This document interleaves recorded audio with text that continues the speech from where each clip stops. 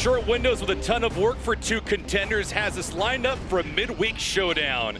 USL Championship action presented by Wheels gives us Miami FC matching wits with Birmingham Legion FC. And good evening, everyone. Ricky Lopez-Espin, I'm David Gascon.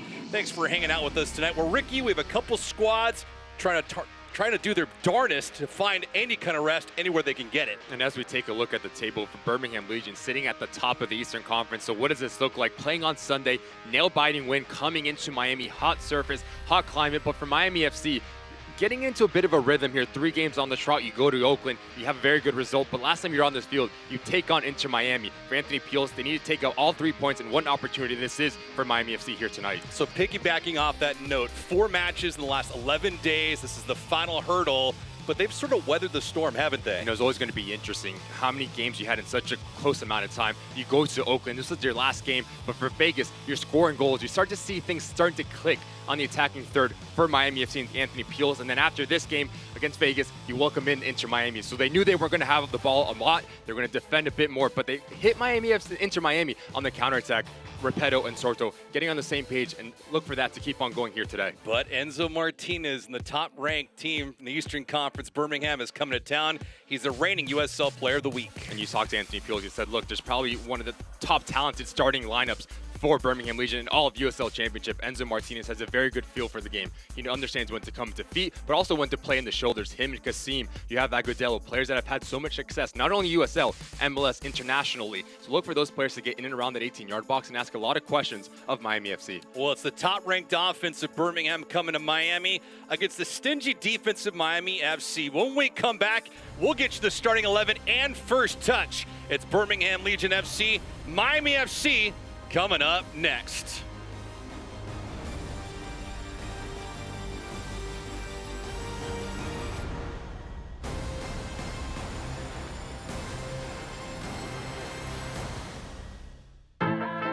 Some people think Miami is just flamingos and palm trees. And hell yes, we have badass sunsets. But Miami's Little Havana, Doral, Little Haiti, Hialeah, Wynwood, Coconut Grove, Kendall, Calle Ocho, Sweetwater, Homestead, cortaditos y coladas empanadas y croquetas. is so much more. This is the 305. This is who we really are. This is what we are all about. I am Latino. I'm a disruptor. I am LGBTQ. I am a villain. I am a mother. I am Haitian. I am an athlete. I am an activist. I am a king. I am American Dream. I am the future. I am Miami FC.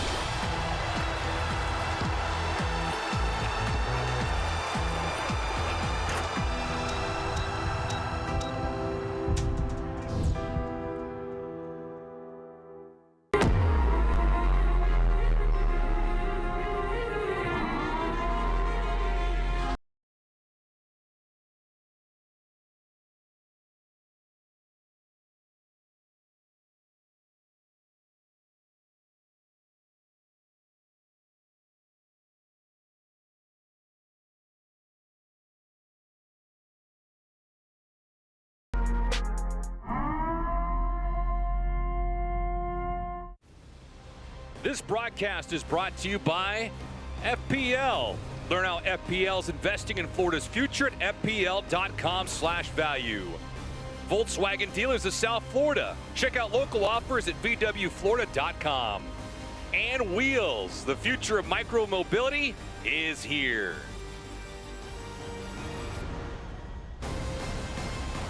And we are live here at FIU Stadium with Ricky Lopez-Espin. I'm David Gascon. Ricky, the starting 11 for the home team. You have to change a little bit with players out, players coming into form, but it all comes down to that front three, Sorto, Repetto, and Salazar. How quickly can they get on the same page and get comfortable? Akinyori, Valo, they're going to be the ones sitting, dictating the tempo, and you have Telfer and Segbers to provide the width and provide support system to that front three. Stanley, Craig, and Thorne. Stay compact, keep everything in front of you. Really talented starting 11 for Anthony Pulis here. On the other side of things, for Birmingham Legion, the firepower up front, it is lethal, isn't it? And just so much fluidity as well. Any player can hurt you, whether it's Martinez, Agudelo, Kasim. Aseidu's going to sit a bit more. That's going to give the freedom for Cochran and Roof to join the attack as they see fit. But keep an eye on Colin Smith, a player that has a lot of firepower and a lot of engine to get into that final third. Fascinating matchup with these two squads, just because you look at the styles, Ricky. It's the offense of Birmingham, and it's the defense of Miami. But the one thing that factors into all this is it's not like where Miami had to travel to Northern California a few days ago. Both these teams are quite comfortable in this kind of a weather environment. It's always going to be interesting from this Legion side. You talk about last time out, Miami going to Oakland, Legion hosting Hartford, but the way that they won and the fashion that they won, so expect them to be confident as well. Yeah, late game heroics again from Enzo Martinez on a corner kick, set things up. Crognali with the game-winning goal in stoppage time, and they came from behind to dump Hartford. 3-2 was the final score in that one. But you'd mentioned it with Martinez. He's not the only striker on this squad. Him and Kasim tied for the team lead with 3 goals apiece. Just so many weapons for Tommy Sohn, whether it's Agudelo, he's going to be the one that stays high and occupies the back line for Miami FC, and that's going to give the freedom for Martinez to roam around, as well as Kasim. Those 3 players, very talented. Combination play, the movement, playing with each other. It's a big challenge for the back line for Anthony Pulis' boys. Well, I'll tell you what, one guy that's excited about this thing is Christian Sordo as he goes down. So we got some early contact just outside the 18. It's a good indication here for the home squad. And once again, we've seen it over the course of the last couple of days as Repetto comes in. Christian Sorto is the one that presses high and expands the attacking unit for Miami FC. Very crafty, very slippery 1v1. So just into the second minute, golden opportunity here as Christian Sordo had gone down. Sordo had scored a couple of goals in back-to-back matches, scored once against Las Vegas, and then the first marker, he did so against Inter Miami in that third-round U.S. Open Cup matchup, one that eventually Miami FC fell in penalties 5-3. Stanley to the right of Sordo. Let's see who takes this. It will be Sordo with the strike, and he scores! Christian Sordo continues to be white hot for Miami FC. A marker here in the second minute, and it's 1-0 Miami FC.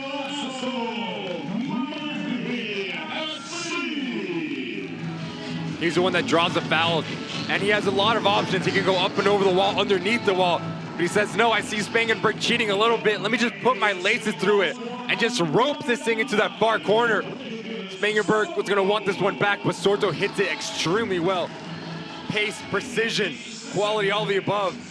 Dream start here for Miami FC, 1-0 in the third minute. It's almost like Sorto's ears were ringing, because we were talking about him prior to tonight's match, and now he comes in immediately with a quick strike after he drew the foul. It's his 3rd goal in the last 4 matches if you include Open Cup activity, and it's 1-0 Miami. And he's been such a bright spot for Anthony Pulis. You ask him what's working, he said, look, he's just a hard worker, very selfless. The way that he likes to run for the team, open up space for other players around him. And he also has the final execution, the quality to put the ball in the back of the net. Massive play for Sorto to pick that corner. And for Christian Sordo, he's now tied for the team lead during the regular season with Paco Craig. Should be a handball, and it is. Each player have 2 goals on the season. As we take a look now at the injury report. A couple guys banged up. This is all brought to you by your Volkswagen dealers of South Florida. Check out local offers at vwflorida.com today. Salazar out wide. Michael's been amongst the starting 11. He's come in as one of the impact players for Anthony Pulis. He doesn't get discouraged whether the playing time's a lot or a little. And we just looked at the injury report, so now it's an opportunity for Salazar to say, look, when we're at full strength for Miami FC, when the 11 comes out, I need to be on that starting 11. So what does his relationship look like between him and Claudio Repetto, Christian Sorso? It's a big opportunity for the right winger. Sorto's goal in the 2nd minute, brought to you by Wheels. Here's Segbers outside to Salazar. Salazar trying to give it back. Below, with good support here. The cross, nobody around for Miami FC yet. Telfer, Sorto, Bolu. Here's Christian looking to eat more. Christian with the chip. Oh, he was searching for Salazar. Not enough air underneath it.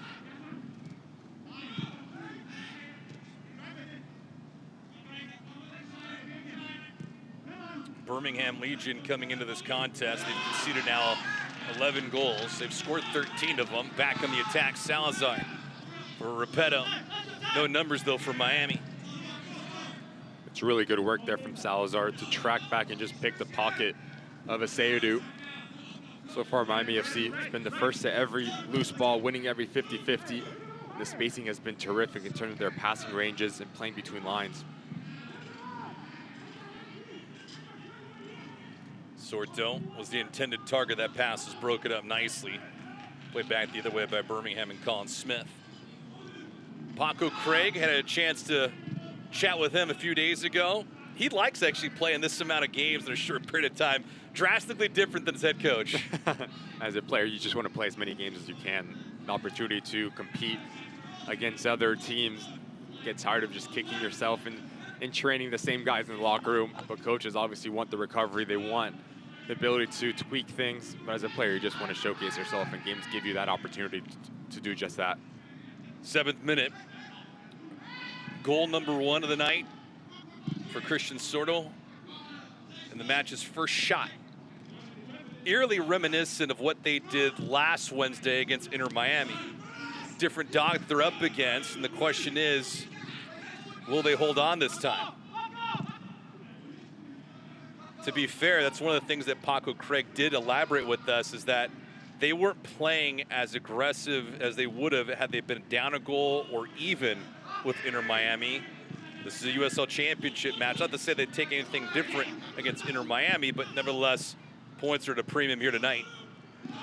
They need 3. They only have 1 win of the season. That was about a week ago when they blasted Las Vegas 4-1. And for Birmingham, they come in with a 5-2-1 record, but they get behind the 8 ball early here. It's just a terrific strike. The ability to hit a dead ball, but with pace and power. You can put a lot of whip on it, but if you're Spangenberg, it gives you time, but you put the power behind it as well. Just terrific there from Sorso. Picks out that top corner. But him and Repetto have a very good relationship. We saw it at Vegas. We saw it against Inter Miami as one comes deep, one stretches and tests the shape of the opposition. When you have 2 players on the same page in that final third, it's a nightmare to defend. Well, coming into this contest, Miami had been shut out in 4 of its 8 matches. Not tonight. Conversely, though, Ricky, it's a fascinating animal when you look at Birmingham, because they come into this contest having scored in 7 of the 8. So different styles make different fights. When you also see 13 goals on the season, you have Nico Brett on the bench, Tyler Pasher on the bench, the talent that Tommy Sohn has on his disposal, especially on the front line. Yeah. Can turn the game in a drop of a hat. But they're very good.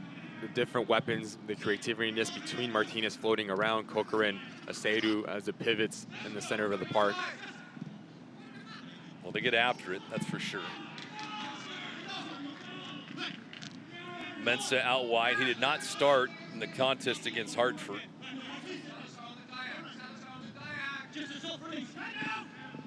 You talk about the offensive prowess of Enzo Martinez and Prosper Kasim. They do a lot of the heavy lifting, make no mistake about it. But they're not alone. Kasim doing a wonderful job of setting up everybody. He's got 3 helpers on the year. So 3 assists go a long way. Nico Brett, as you mentioned, I spoke earlier, but he's got 3 goals. So Brett and Martinez, the 3 aside. And for Martinez, it's huge for him to get off to the right start because of what he did last year. He had a fantastic campaign in 35 matches. He scored 15 goals, led the team.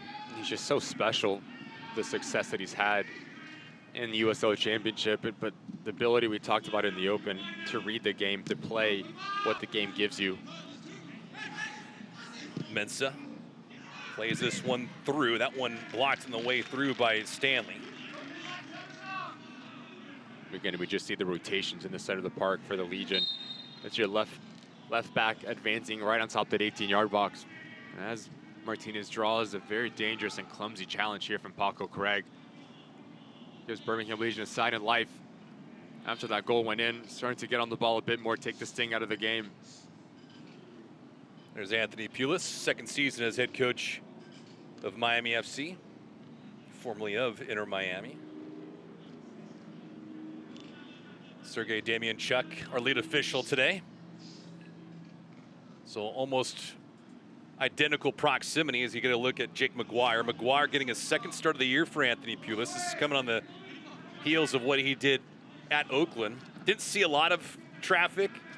Had 4 shots come his way. He gobbled them all up. The cross a little bit too long on that attempt, and it goes out of bounds and results in a goal kick. See Kavita there, the intended target. But always a good sign when you get Maguire in his first look. It's on the road. Got to imagine the nerves are there, but playing away from your hometown crowd probably allows you to settle in quicker. And he's a big signing for Miami FC. Connor Sparrow goes out to Tampa Bay Rowdies. Who is going to take hold of that position? He brings in Deas on a season-long loan, but Maguire, again, experience in USL Championship, professional through and through. Great spot for Soto there. Yeah, played collegiately at Tulsa.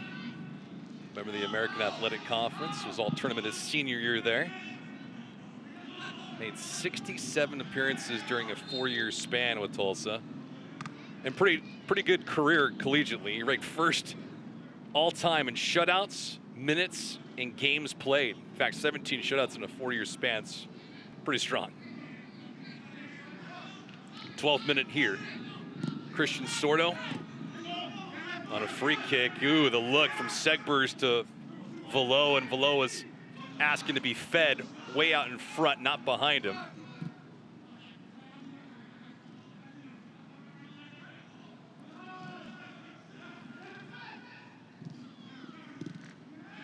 Movement up front.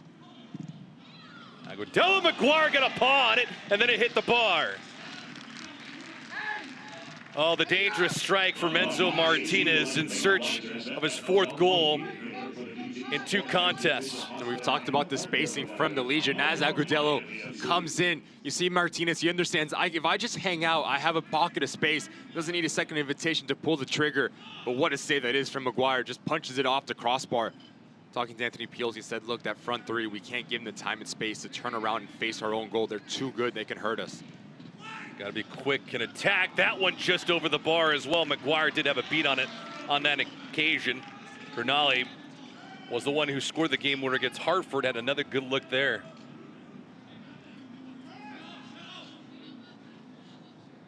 Already 2 goals on the year.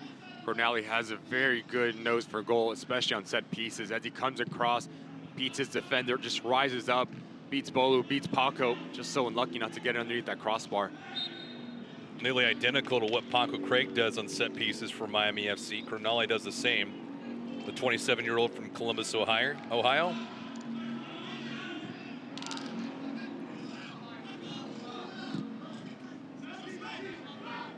Here's Curtis Thorne. It's going to be a big challenge defensively for Akinyoti and Velo.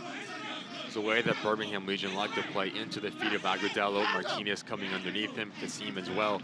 So once that ball goes by you, your job is not done. You need to have the ability to back press to help a Curtis Thorne, a Paco Craig, and even Stanley to double down on that front line from the Legion. Kavita Mensah on the touch, switching pitch all the way out to the right side.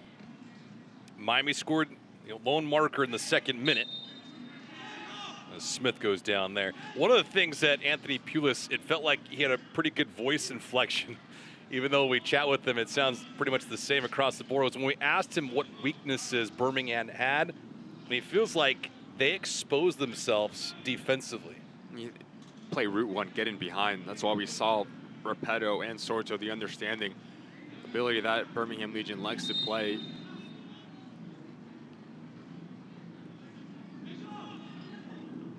Korin delivering this one up. McGuire coming out and gets two hands on, secures it nicely. Cavito was there tracking it, but to no avail. Going back to the point we were talking about, the way that Legion likes to play, they like to overexpand, play extremely wide, play extremely vertical as well. So if you have that back line to step up, it leaves you extremely vulnerable going back the other way. So Sorto's movement in transition moments is going to be extremely key, just giving Miami FC an outlet to catch this Birmingham Legion side. A fascinating performance a few nights ago for Miami when they played at Oakland. It was a scoreless draw, and in that match, Miami didn't have a single shot in the opening half. And then all of a sudden, 2/3 through the match, they just woke up, relatively speaking. Not to say that they were playing in sleepwalk mode, but their offense got ignited. Flo Below hit the crossbar in the closing moments, and it was just a completely different team. The result was still the same, but it feels like Miami has carried that play over here into the first 15 minutes plus. What Anthony Pulis said, our performances have improved drastically. It wasn't a matter of if, it was a matter of when they were starting to hit the back of the net. Stanley here has resulted in an own goal! Talk about luck for Miami FC. They continue to make it. A week ago, the same thing happened. Miami on the board for the second time tonight. It's 2-0. It's a look of disgust, Ricky, but nevertheless, Miami's going to take it every single day. And when you whip the ball into a dangerous situation, good things happen. You have Curtin Store and you have Aiden Stanley over the ball, the in-swinger. I think it's a bit of confusion between Spangenberg and Cornali. Who's going to get it?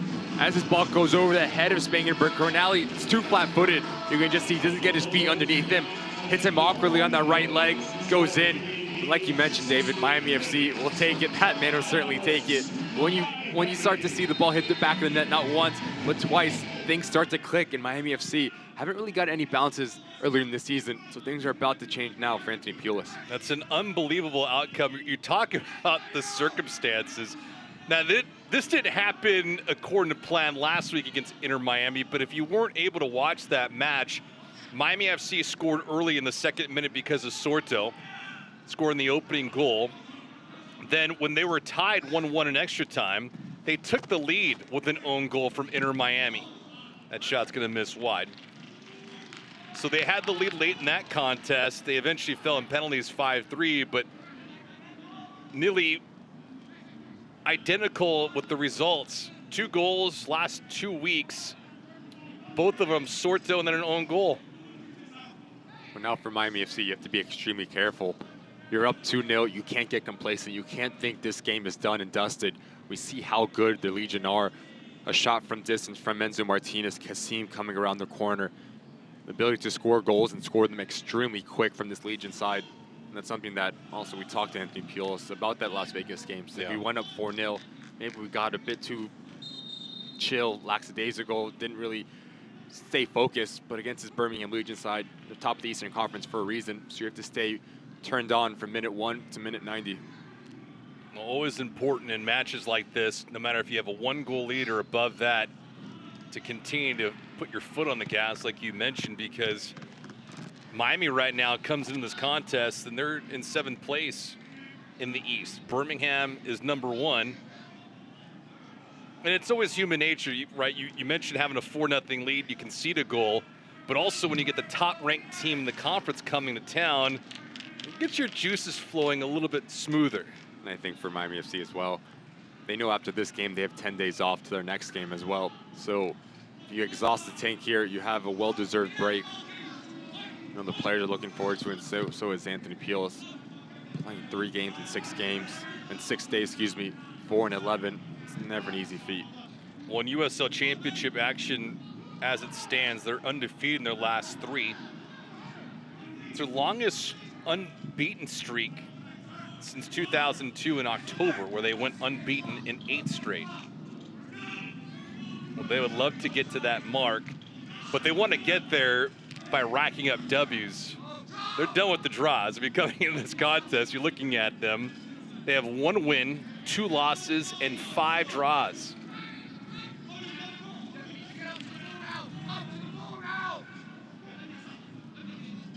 Well, Martinez hit the crossbar. And then after that, Crognale with an own goal. And Birmingham is in some hot water, no pun intended.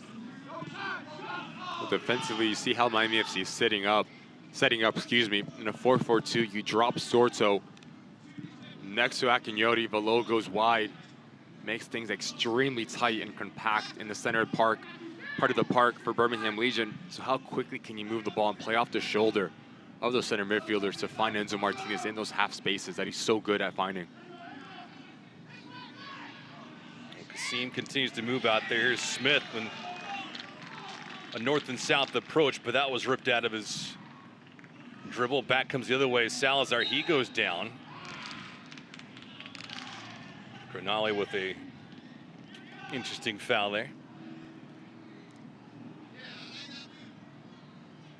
We mentioned the US Open Cup, Ricky, and Miami FC eliminated last week by Inter Miami, but Birmingham, not that way.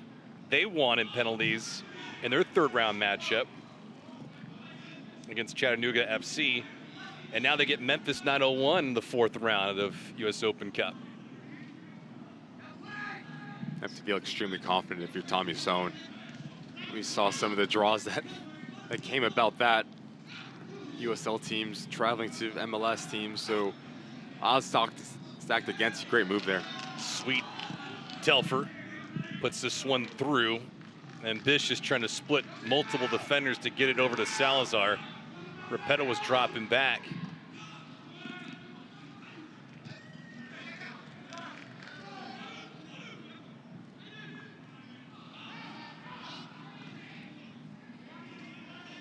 Yeah, an interesting dynamic because you have a lot more MLS teams scored up against each other, not as many USL Championship teams still left in the tournament, but nevertheless, you don't have a lot of USL on USL crime.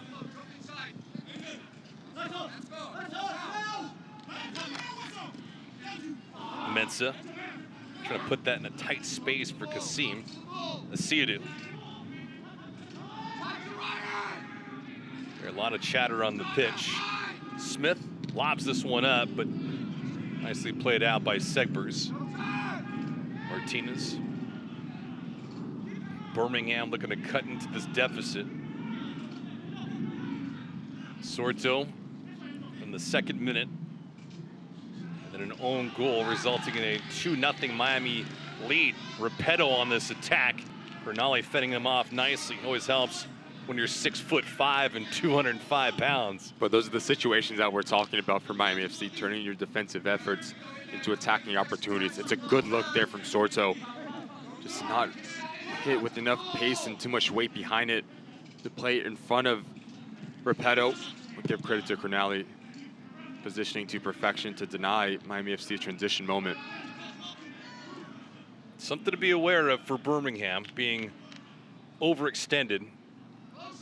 Something I would imagine Miami FC goes back to at some point, whether in this first half or later on in the affair if they need to. Martinez wanted to get it back. Kasim, some space to Mensah. Mensah has 2 near the 6, broken up nicely. Curtis Thorne. Mensah trying to draw a foul. Belly flopped on that.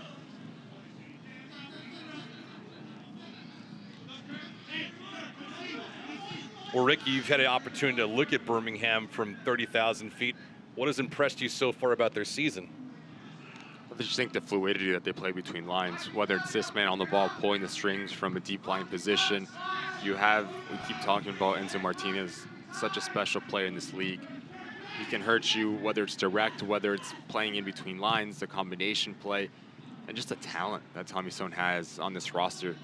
It's a very difficult thing to construct a roster and have players that want to stay in Birmingham or any club around the USL and say, look, this is where I want to be because I believe in the project that's happening. I believe in the coach. The Legion are building something here, and they're going to be, I think, towards the end of the year, sitting at the top of this Eastern Conference. Talk to anyone around the league, says there's no comparison in terms of the talent that they have. It's just top class. Which is interesting because you said building, not rebuilding, where some teams were completely scrapped, like Las Vegas. And all of a sudden, you have Birmingham that comes in, just minor tweak here, minor tweak there, and then boom, they're still in the top of the charts in the Eastern Conference. And you just even look at the bench, Nico Brett, the success and the goal-scoring history that he's had in our league, and then you have Tyler Pasher coming in from MLS, the ability to, I mean, there's an argument to be had that he might be the most talented player in all of USL Championship. Just, it can hurt you in so many different ways, as Tommy Sohn said. Certainly high praise for a deep roster. And Birmingham 5-2-1 this season. They're good for 16 points. And Miami FC right now behind them by 8. Of course, you want to go into real time, they would have 11 points, but that's neither here nor there. 26th minute. Glad you can be here with us. Birmingham last year, they finished with 17 victories, 10 defeats, and 7 draws. 58 points. They were 4th best in the Eastern Conference. They had a goal differential of +19. Different way that they attacked the opposition compared to Miami FC. Enzo Martinez with 15 goals in the year. Kasim had 9 of them in 31 matches. But they eventually got beat by Pittsburgh in the USL Championship playoffs, 8-7 in penalties. Can you imagine if that would have happened last week against Inter Miami?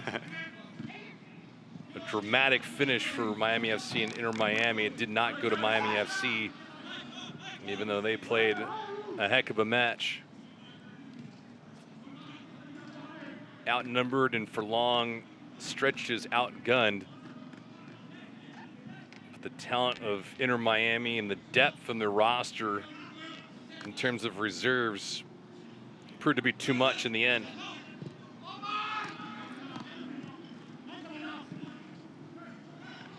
Martinez trying to get around Paco Craig. He can't. Agudelo gives it up on the right-hand side, wants to get it back. He does, pulls the strings on it. Aiden Stanley again in front of it. When we talk about spacing for the Legion, it's your left-sided center back that's all the way to the touchline. You play interior into an Enzo Martinez. Agudelo gets on the ball, and then it's your right back, Roof, getting involved. Just the ability to change the point of attack and play between lines quickly. Legion can display. Kasim line drive, Martinez a hopper to him. Segber's marked him nicely. It's a good heads up play. It just seems, Ricky, that Aiden Stanley never gets out of trouble. He's never out of place. You just think about his positioning and the ability to read a game and know when to stay compact, when to expand. The ability, we've talked about him with Anthony Pulis, and the versatility to play as a wing back, to play as a center back. It gives the coach like an Anthony Pulis so much freedom and just a joy to honor to have him on the roster. I got to imagine the same breath too. It probably relieves a lot of stress. Exactly. which the goal is for all these players is to make life easy for your teammates and the coach. Asiadu, Mensah, Agudelo. Somehow that ball got to him and went underneath Thorne. Fortunate enough, that didn't result in a goal. You just see how many numbers they commit forward from this Legion side. That man is always playing off the shoulder. His movement in and around that 18-yard box, we've seen it throughout his career. The ability to get on the end of things, but then you draw in an Enzo Martinez, a Prosper Kasim around the corner. Overloads all over the field from this Legion attacking unit. Back to a corner kick here. That header was way off the mark for Birmingham. 29th minute.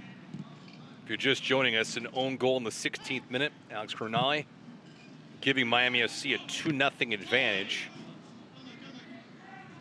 Christian Sordo in the 2nd minute. And right now it is all Miami FC. As this ball comes over, Spangenberg, you just see maybe Cronali doesn't read the flight, thinks his player's going to get it. It's been probably the first 10 minutes was extremely flat for Birmingham Legion. Agudelo goes up for it. Spangenberg stays on his line. Cronali doesn't read the flight. Miami FC 2-0 up. And that look said it all, too, because he knew it was going in as soon as it touched his foot. And it's difficult. You talk about a turnaround as well. You're playing on a Sunday, probably a Monday or Tuesday. It's a travel day, so you don't really have that full recovery playing in such a short amount of time for this Birmingham Legion side. But as this game is wound down, there's an argument to be had that they've got on the ball a bit more in the last 5 to 10 minutes. Have probably been the better side of creating chances. Well, the one area of concern, if you are a Miami FC fan, is what Birmingham has done this season. In fact, they have captured 9 points from a losing position. That's #1 in USL Championship. So although you score a couple goals in the first 16 minutes, they're not going to bat an eye. It's all about the emotions and closing out a game here for Anthony Pulis. And what I mean by closing out a game, it's 30 minutes in, but the ability to just keep your foot on the pedal, to keep looking for that third goal, move the ball from left to right, get him service. Claudio Repetto, extremely quiet. So if you get him on the ball and require so much attention, you free up a Christian Sordo, in around that final third. Below, good job against Mensa, winning that ball cleanly too. Looked over him for a hot minute. Back comes Salazar. Little soft in that delivery though to Sorto, and back comes Colin Smith. Great anticipation from Colin. Back, Birmingham on the attack. Watch out for Martinez. He has it now. Martinez on the left-hand side. Agudelo against Segbers. A double team comes immediately. There is Paco Craig to clean things up. Terrific defending there from Miami FC. As Enzo just whips his ball out to Agudelo. Just look at the recovery from Paco Craig to help Segbers come across.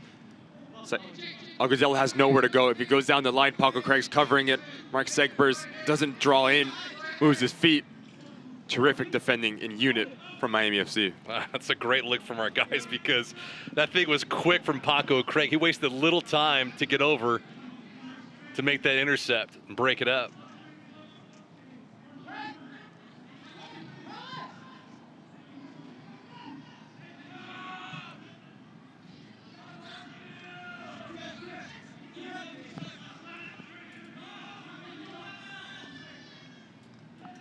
.32 minute here.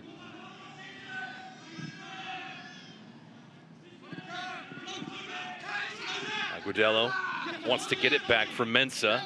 A little soft in that pass. Here's Mensa again. Martinez. Ooh, Salazar with a difficult challenge there. Not great delivery there for Salazar, and the look of disgust on his face because he knows he did something wrong there. Yeah, he just gets caught in the wrong position. Talk about the ball circulation, the quick combination play on top of that 18-yard box from the Legion. As this ball goes into Corcoran, gives any sort of contact from Salazar was going to go down. And a very dangerous set piece here for the Legion. Corcoran, you saw, I think one of the important parts, he wasn't embellishing at all, so made the call that much easier. And now if you're Birmingham, who's taking this? Choose your poison. Very talented players over this ball. Seydu, Enzo Martinez, Prosper Kasim.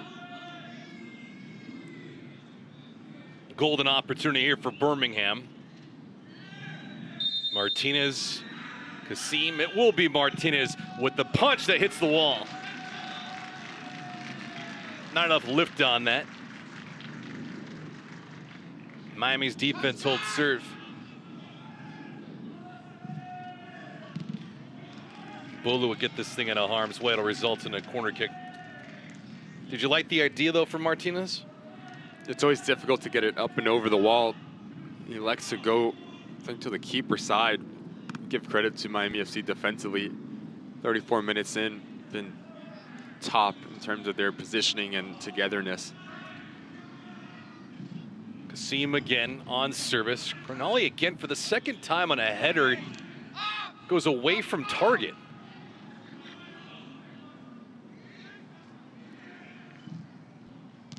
He's certainly feeling it, not playing his A game yet. Salazar, and held up a little bit. That should result in a yellow card. That's exactly the case.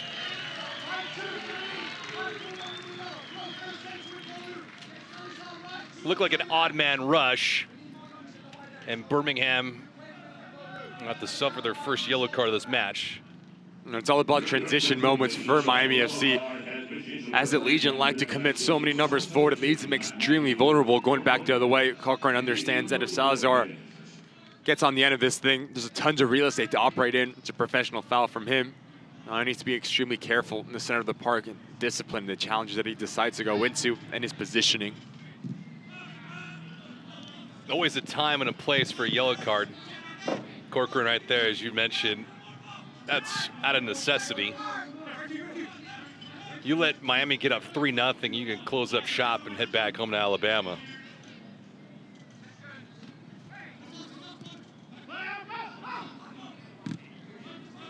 You've got to imagine plenty of people around USL Championship shocked to see the beginning outcome of this contest.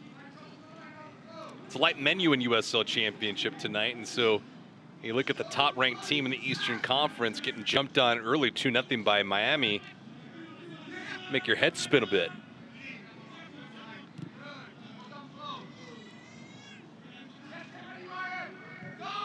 But make no mistake about it, even the own goal that was in the 16th minute, it was delivered because of Aiden Stanley in the corner kick. Agudelo, sweet chip, Menzo Martinez, Maguire the first one, Martinez gets it back.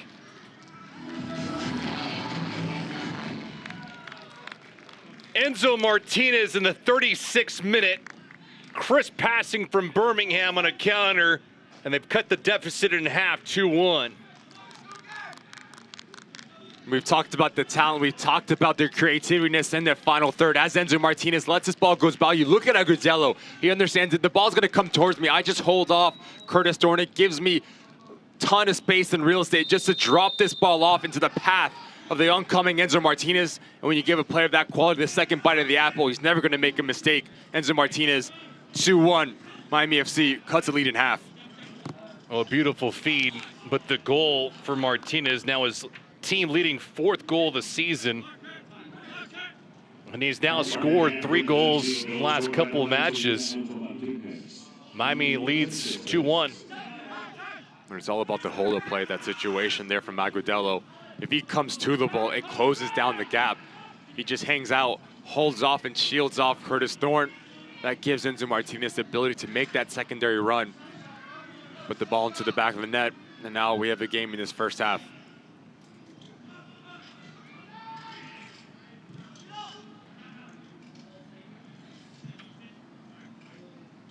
So Martinez bearing that shot against Maguire. It disrupts a pretty good flow for Miami FC heading into this contest. They had shut out 6 of their first 8 opponents in the opening half. You start to see the Birmingham Legion start to come alive as this first half progressed. They're getting on the ball to find those half pockets, runners off of each other. They'll be offside. Martinez tried selling it. Oddly enough, Ricky, coming into this affair, plenty of folks in Las Vegas, the bookmakers had the over-under total in this thing at 2.5, and now we're at 3, and we're only 37 minutes into this contest, 38. I mean, just look at the rotation. That's Prosper Kasim all the way on the touchline.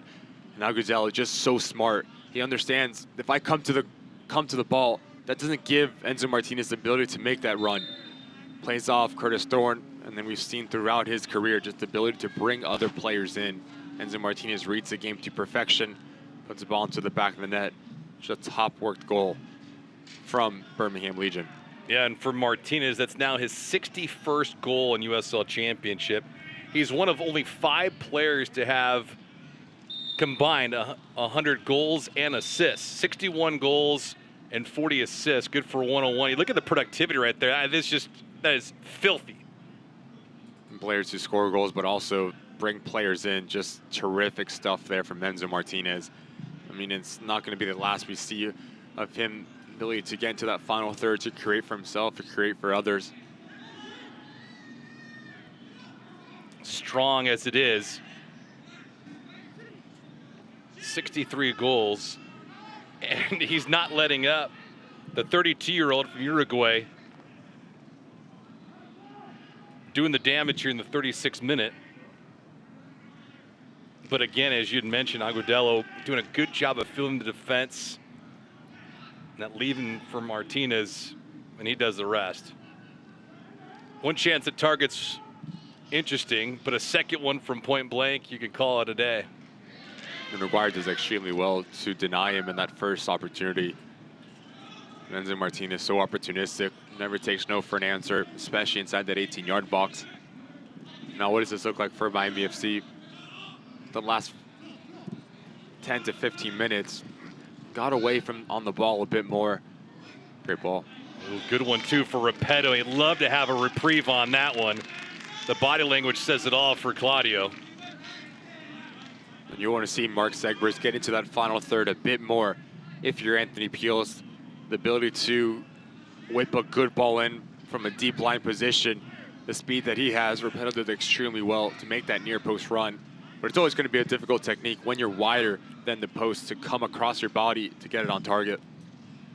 It's been a rare look after the first 15 minutes of action for Miami FC. I just think you need to find whether Salazar or Sorso in those holes. The way that Miami FC likes to play, playing through lines, whether it's your withdrawn number 10 to play and keep Repetto high. That puts a lot of decisions in the hands of that back line of the Legion. Sergei Damianchuk directing some traffic here, talking to Mensah.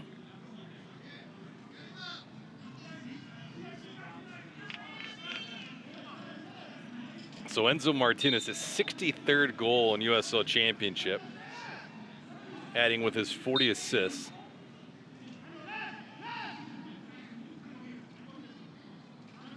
Comfortably able now to eclipse Haji Berry. Haji Berry is no longer in USL Championship, formerly with Colorado Springs last year. Salazar to Velo.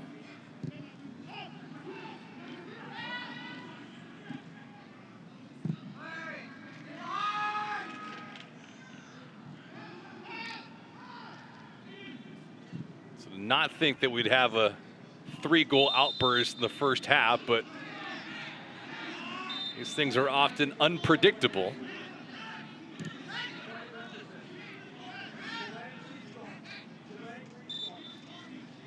Sergei Damianchuk trying to hold things up. Speaking of which, Select, the official match ball supplier of the USL Championship and many elite leagues throughout Europe. Visit www.us.com. Select-sport for the latest Select products, specials, and more. Select, the player's choice.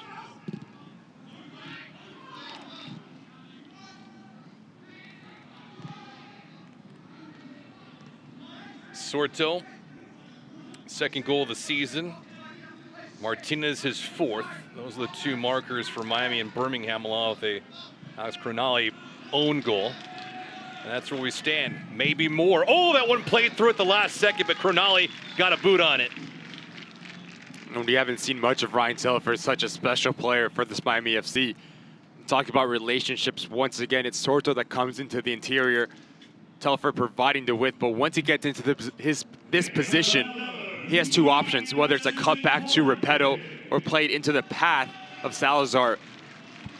When you have a center back like Cronali that has the ability to read the game, he cuts it in half and picks his poison, denies Miami FC probably the 3rd goal in this first half. Well, they've excelled this year on set pieces, has Miami FC. See if they can pick up more late life. Thorne on this corner. Corner kick brought to you by your Volkswagen dealers of South Florida. Thorne on service. Looking for Telfer, that header off the mark as he goes down. No foul called. Salazar with a move. Left-footed strike, and that one's on target, but an easy stop by Spangenberg. He ditches the cap, and now he looks much more comfortable, I would imagine. It's been a while since I've seen a keeper wear a hat in goal. I don't think I've ever seen a keeper wear a hat. You gotta love it, the fashion points. You take what you can get. Got to make sure you're color coordinated, though, of course.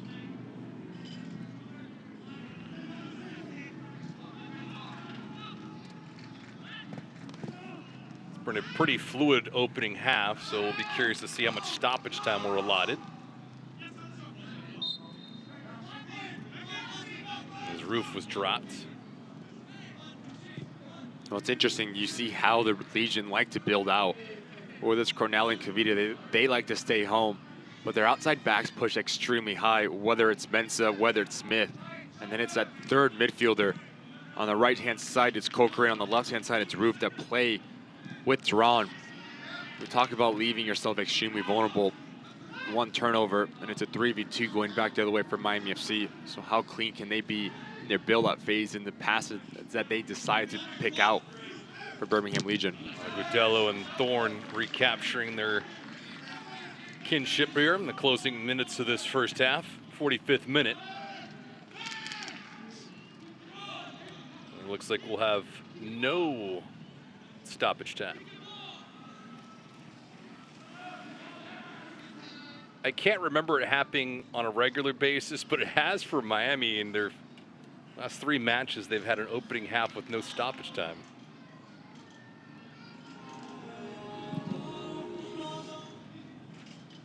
McGuire will get rid of this thing. Sergei Damianchuk will look at the watch, blow the whistle, and that'll conclude things for the opening half of action here at FIU Stadium with Miami FC. And that man right there, Christian Sordo, his 2nd goal of the season. And minute number 2 got them off and running early on.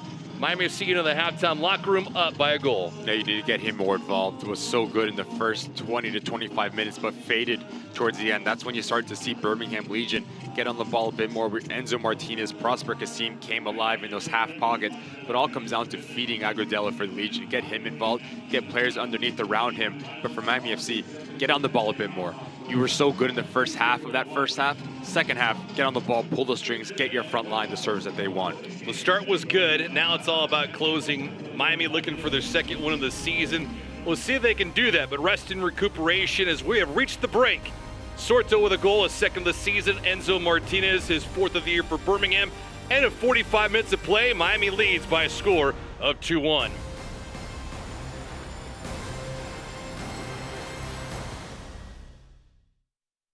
No one was born a hero. It's an everyday journey. There are no shortcuts, no days off, no perfect scenarios. Things won't always go the way you expect. But overcoming challenges is part of the game too. Your time is now. When passion runs through you, become your own hero.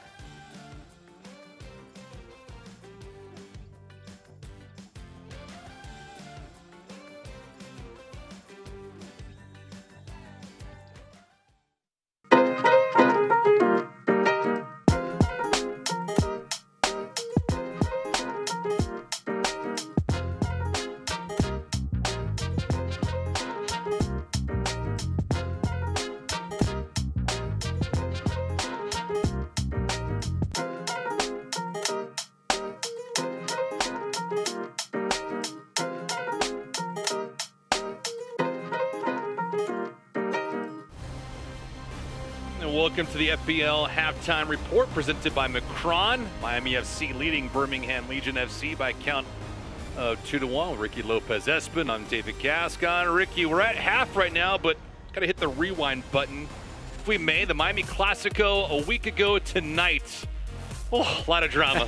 You wanted a dream start for Miami FC. What about this? Christian Sorso once again just turning McVay like a top inside the interior, right through the wickets of Drake Callender. He's going to want that one back, but you knew with the quality that Inter had, they were always going to come knocking at the door. Mota into the back post of Borjan, who, for my part, I thought he was terrific for Inter Miami. I think he should be the starting number 9. And then it's an moment between Yedlin, Drake Callender. Are you going to get it? Am I going to get it? Miami FC has a very nice way of creating own goals.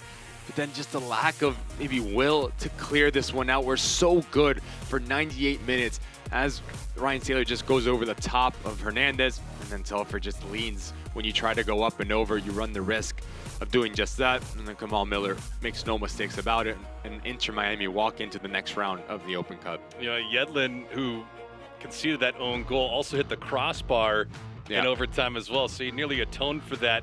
The upcoming menu, though, for Miami FC, they get some days off finally, and then they get back to work on the 20th. Yeah, and you go to California twice, and then down the road to Loudoun, who's a completely different side. But Memphis 901 and RGV, those are going to be extremely important. Memphis 901 starting to find their feet as of late, so going in to that place is going to be very difficult for Anthony Pujols. But then RGV, we know all about that, how big the field is, the heat. But Miami FC have the capability and should win that game. Nothing wrong with going to Southern California for a few days, Ricky. America's finest city, and also Orange County. For Birmingham Legion, what is on tap for them? They get Oakland Roots in a couple days. It's going to be interesting. The Oakland Roots, just Miami FC just played them 0-0 drive, but so much talent on that roster at Pittsburgh, El Paso, Detroit, and Memphis. Very difficult upcoming games for Tommy Sohn, but you talk about the quality that they have, the depth in the roster, the ability to rotate and have players step up when called upon. For Tommy Sohn, it's a really important month for the USL Championship, trying to create separation between them and players and teams underneath them in the Eastern Conference table. Yeah, have fun with Bob Lilly's squad in Pittsburgh. They don't concede a whole lot, but you have to figure on May the 27th, they got to eat and they got to get fat against Detroit, who's been laboring. They have 1 win this season out of 8 matches. We're at the break right now. 2-1 is the score. Miami FC got a goal from Christian Sorto in minute number 2, and they have the advantage right now with 45 minutes in the books.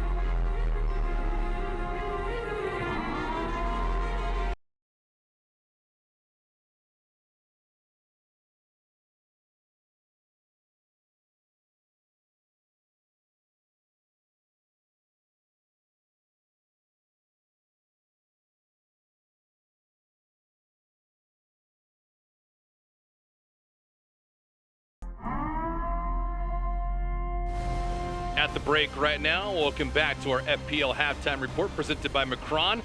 Learn how FPL is investing in Florida's future at FPL.com/value. With Ricky Lopez-Espin, I'm David Gascon. Miami with a 1-goal advantage as we speak. But Ricky, we go around news and notes, and a little bit of a shocker here with Jack Edwards. Yeah, just the ability that what he's done for USL Championship when he came into office, now when he leaves, just hats off to him, and just so much growth comes to the hands of Jake Edwards, so all the best going forward for him. But then USL and Open Cup, 8 teams remain in the round of 32. We saw what Sacramento Republic did last year. Who's going to be the one to emblematic that? And then you have USL Championship on ESPN, Miami FC going to Lynn Family Stadium. That's going to be an exciting one. Yeah, I was sandbagging that in the previous graphic that we have, so I had to apologize, but I insert that one. It'll be a great one, obviously, just in a few days from now against Lewis City, one of the perennials in the Eastern Conference. As far as what's on tap, the upcoming schedule, we kick things off on Friday evening, New Mexico, Rio Grande Valley, Colorado Springs, and El Paso at 9 o'clock Eastern. Yeah, that's going to be very interesting. Colorado Springs taking down Charleston Battery away from home, but El Paso starting to find their footing. But I go down to Saturday, Loudoun United hosting in the 11. Mark Lowry, question marks all over that roster, but not in terms of talent, but just in terms of results. And Loudoun United, a whole different animal under Ryan Martin that has his fingerprints for the first time in its roster. Hartford Athletic hosting Memphis 901, and then Frank Gallup and the boys hosting Bob Lilly and the Pittsburgh Riverhounds and Las Vegas Lights. Las Vegas, have you seen their schedule? It's very interesting. They play at home on Friday, and then on Sunday, quick turnaround, they host San Antonio. So 2 games in 3 days for the Lights. That's ugly. That is ugly. Isidro Sanchez, we had talked about him a few weeks ago, and they got pulverized by Miami FC 4-1. He lit into that squad. As far as the scoreboard goes and what we got. You see Phoenix Rising taking care of Loudoun. First win at home for Juan Guerra.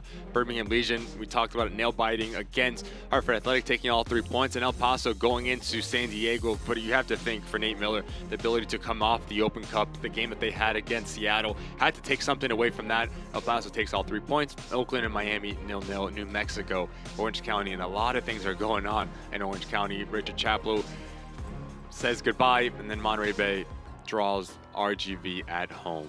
Phoenix Rising, they win a couple of matches against some of the better clubs. They beat Loudoun United there. They actually snapped a 4-game unbeaten streak by Birmingham to open up the season at Birmingham. So they can do some work. It's just a matter of getting their footing right, but obviously that a challenging 2022. We'll see if 2023 is any different for them moving forward. We're at the break. When we do return, Ricky and I will have some first half highlights and some stats. Miami right now with a 1-goal lead over Birmingham. We shall return.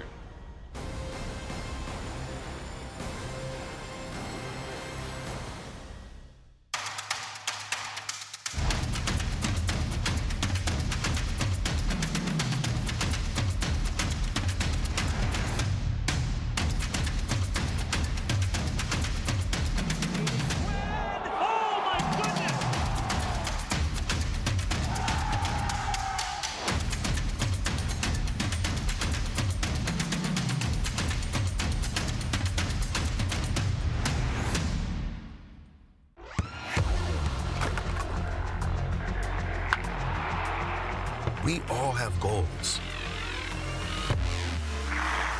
But let's be honest, most of us aren't going to be professional athletes. But if your goal is to finish your degree, we can help. Come to a university that puts your goals first. Bellevue University, your partner in finishing goals.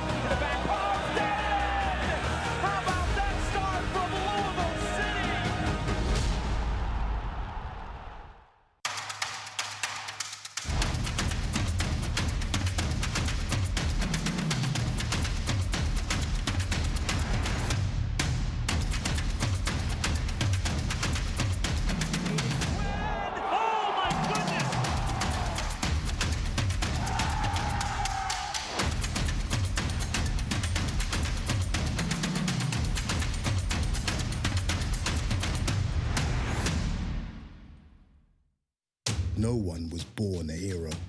It's an everyday journey. There are no shortcuts, no days off, no perfect scenarios. Things won't always go the way you expect. But overcoming challenges is part of the game too. Your time is now. When passion runs through you, Become your own hero.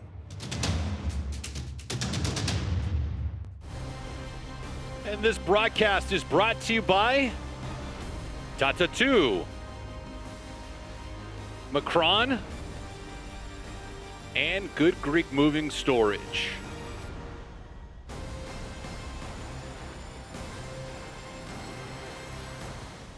And Ricky putting a bow on the first half. We got stats, and a ton of highlights for you. And it starts off extremely early. Sorto makes no mistake about this dead ball situation. Puts his foot through it, head down. Finds that top corner where the spider sleeps. There's no Spangenberg going to get anything to do with that. You can see what it means to Miami FC. And we're going to see start to have those dream starts for Anthony Pulis, can get extremely used to it. And Aiden Stanley whips his ball in, and you just see just confusion between three players of Birmingham Legion. Agudelo jumps up, Spangenberg stays on his line, Cornell can't get his feet underneath him, and it just trickles in to the back of the net, and Miami FC will take it.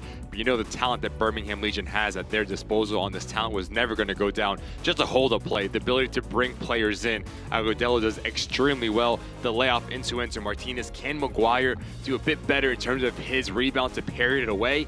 Parries it right down the middle of the field, and you give Enzo Martinez that distance, that opportunity. He's never going to make a mistake, and it's 2-1. That's how we walk into halftime. And your first half stats brought to you by Takes. You see Miami with the 1-goal difference, but getting outshot 8-4 to Birmingham. You just see the possession as well for Birmingham as that half went upon. Birmingham started to get a hold of the game in terms of their ball circulation, moving the ball from left to right, finding Martinez, finding Kasim in those half pockets. Just the rotations in the center of the park for Tommy Sohn. But for Anthony Pulis, get on the ball a bit more, feed that front three, get Salazar, Repetto, and Sorzo involved, and get them in around that 18-yard box. So adjustments. If you're Anthony Pulis, how do you counter and get your offense back in gear? Because as you had mentioned, they went relatively dormant for the second half of the first 45 minutes of play. I think you look at Florian Velo and Akinyoti, the ability to play this game at their tempo.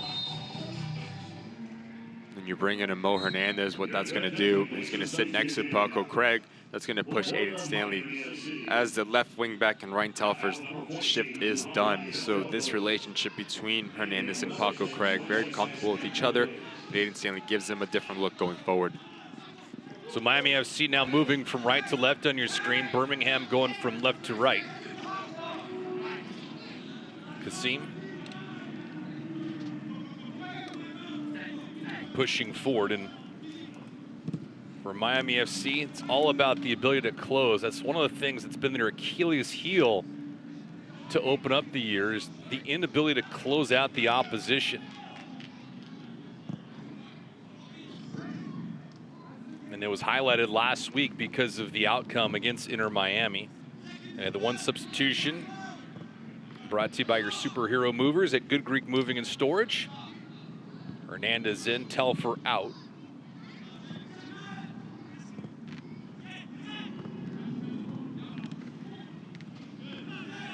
And for Miami FC, you go all the way back to week number 1, a match in which they played to a draw with FC Tulsa 1-1. Flo Velo scored early on, but Tulsa came right back 90 seconds after to find the equalizer. Ended in a 1-1 draw. They led at Pittsburgh before Pittsburgh came roaring back in the second half to a draw. Couldn't close out Memphis. That ended in a 1-1 draw. So it's not like they haven't had chances to be one of the top tier teams, not only in the Eastern Conference, but in all of USL Championship. And it's such a difficult technique, I want to say, to perfect for Miami FC. The ability to play when you're leading. It's so easy just to sit back and say we're up 2-0, 1-0, whatever it may be, but you can just see the talent for USL Championship players. The parity in between the league that anyone can beat anyone, never an easy game now. So you need to be turned on and focused from minute 1 to minute 90 plus whatever the stoppage time is. Miami FC still growing into learning how to play with the lead, to play from behind, and to protect your lead as well. Well, they've got 6 goals in the last 3 matches. Kasim.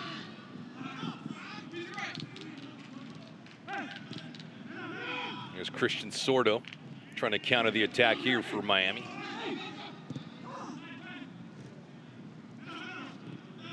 Below, Repetto. Up top with Sordo. Salazar also there. And for Birmingham, although they're down by a goal, they really closed out the first half in style. Do you expect any changes? I would say probably about the 75th minute.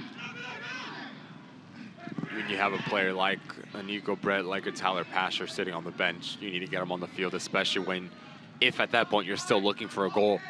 The ability to create and bring players in, those players are probably chomping at the bit at the moment to get on the field. There's a sense of calmness between this Birmingham Legion side. You see them looking around when they're down 2-0. Didn't press panic, just played their game model, played their identity, and slowly found that first goal. Well, Martinez got it. It's his 4th goal of the season. Ooh, that pass nearly got to Smith, but just behind him. And a run here for Repetto, but he's going to be ruled on a foul. And I don't know if that's an agreeable call by you, Ricky, but nevertheless, this should be a booking for Repetto as he's arguing with Damian Chuck. When we talk about the transition moments, the sloppy turnover in the middle of the park for the Legion, tons of real estate to play direct into the path of Claudio Repetto. We'll take a look at it here. Yeah, it's hands behind the back, the extension. You're always going to get in trouble there. Right in the backside of Carnali. But you love the look there from Sordo. He understands. Turnover, just put it into space and let him go get it. See the number there for Miami FC. Unbeaten in their last 26 matches when leading at the end of the first half. That's impressive, even with all the draws they've compiled up.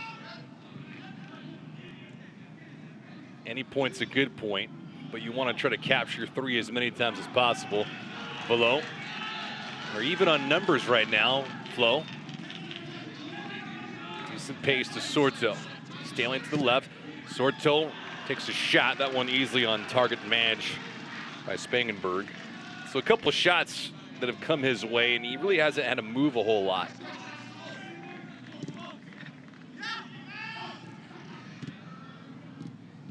Spangenberg came into this contest with a 3-2 record. Goals against at 141 and the save percentage at 68%.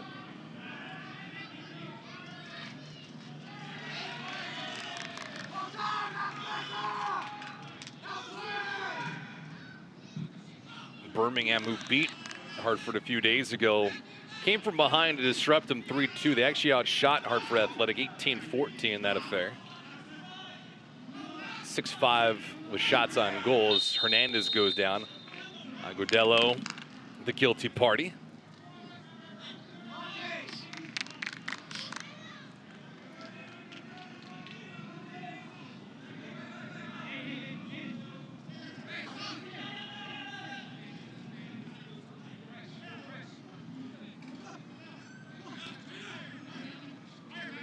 USL Championship announced their team of the week for week number 8. Prosper Kasim, Enzo Martinez with both there. Paco Craig, one of the bench players. You figure if they can continue to win and find ways to get at least 1 goal and prevail, that back line for Miami FC will start getting more accomplishments and more accolades. That stems from winning. Bolu to Salazar. Repetto searching for it. Spangenberg comes out to gobble it up.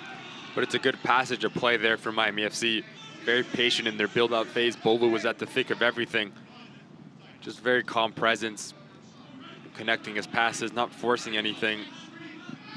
It's a simple play, but does a lot of the dirty work for Miami FC that sits right in front of that back four, clogs the center channel. Very difficult in the challenge. Great ball. There's Roof. Agudelo is on the far right-hand side asking for service to come his way. Roof. Because seeing that one on goal, McGuire, no rebound. Oh, he put a lot of mustard on that shot. McGuire, fortunate enough, that thing was an arm's length. We just see how quickly the Legion can combine on top of this 18-yard box, whether it's between Roof, and there's information on this pass. As he just rolls this into the path of Prosper Kasim, it gets him the ability to hit it first time.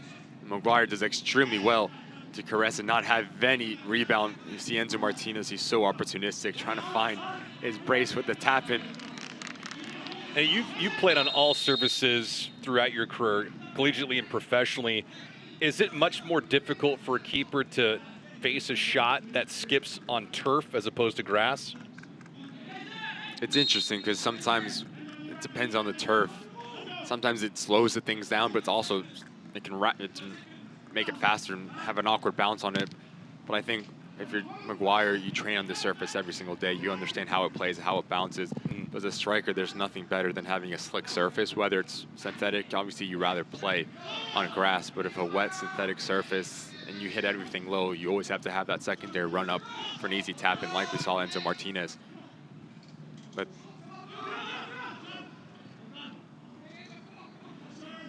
54th minute.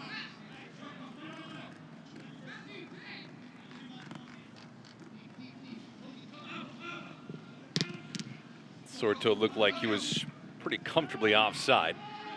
Ball number came his way. Agudelo, Craig there. In anticipation of that, Velo. Nice passing to Claudio Repetto, but Mensah there on the intercept. Salazar was the intended target.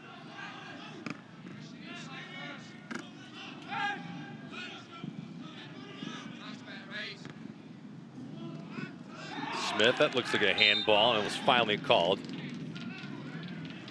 Easily identifiable from here to the keys. Anthony Pulis, he's a confident man. I think the one interesting element to his game is he hasn't wavered from week 1 to where we're at week 8.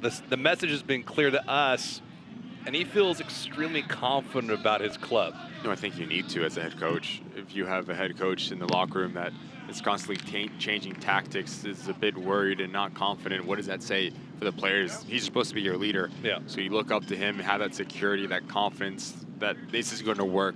This is my game plan. It's worked over the years. It's going to work here today with the talent that we have in the locker room. And he has a very sound way of finding the best out of players and getting them to buy in to his system.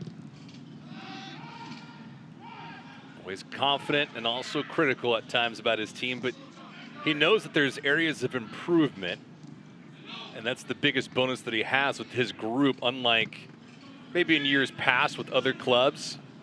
Feels like this organization has a good mixture of guys that are on the same page. Christian Soto there with the booking in the 56th minute.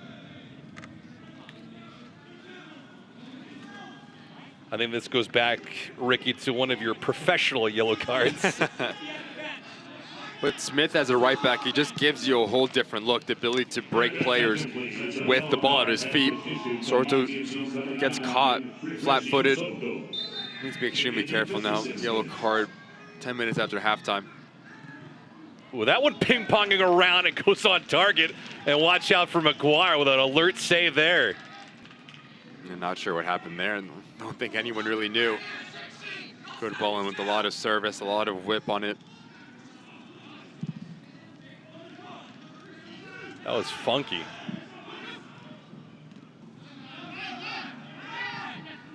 I think it was like bumper car action, and Maguire had to be alert. Comes all the way out the top of the 18 to make a stop. You know, for a guy that has not seen a ton of action, this is only Maguire's second start of the year. He's looked sharp. Even on the goal he gave up to Martinez, he stopped the initial bid. He's a confident goalkeeper, and that's what you want if you're the back line, whether it's Zendejas, whether it's Maguire, just to have the confidence that they have the ability to bail you out, to make big-time save when called upon. And both of the keepers that Anthony Pulis has on his roster have the ability to do that. Yeah, if you get any semblance to what they had last year in net, 17 shutouts as a club, it would be a dangerous Miami squad if you get in the postseason with them. Keep in mind, we had mentioned at the top of the show, they are licking their wounds, if you will. Joaquin Rivas out, Benjamin Mines out, Kyle Murphy out, Callan Chapman-Page out. And those are not just rotation players. Those are big-time players starting not only for this Miami FC side, but every USL Championship side. So if you're Anthony Pulis, this 10-day break between your next game, you're gonna want players to recover and recover quickly. Well, it's about completing tonight's effort. You see Paco with a little frustration on his face. Paco, his nickname is Gigi. He's nicknamed Gigi because of his grandfather on his mother's side. His first name was Luigi, Italian. Comes from an Italian-Jamaican background. Father's Jamaican, mother is Italian. This one played a little too long for Kasim. That's one of the things that Paco mentioned to us about going to Lake Como as a youth, northern part of Italy, and hanging out there in the beach time. And you got to imagine just having that kind of family and relationship where you can go continent to continent, country to country, and see the world from 30,000 feet. It's got to be a joy as an international, now domestic player. Also, just the different types of football and cultures he's been around. Yeah. Growing up in London, having, obviously you mentioned the Jamaican roots, the Italian roots as well, coming over here and spending a large portion of his international, or excuse me, his professional career. So just the experienced players that are coming in. That one going off of Salazar. Take a look at Mark Segbers right there. Segbers eclipsing 10,000 minutes in USL Championship. Fantastic accomplishment for him. Congratulations to Mark Segbers. Always those milestone moments, Ricky. 10,000 minutes or 100 goals or 100 points. Salazar right there nursing a delicate injury as saw him fending off a would-be cross, and now he's down on the deck.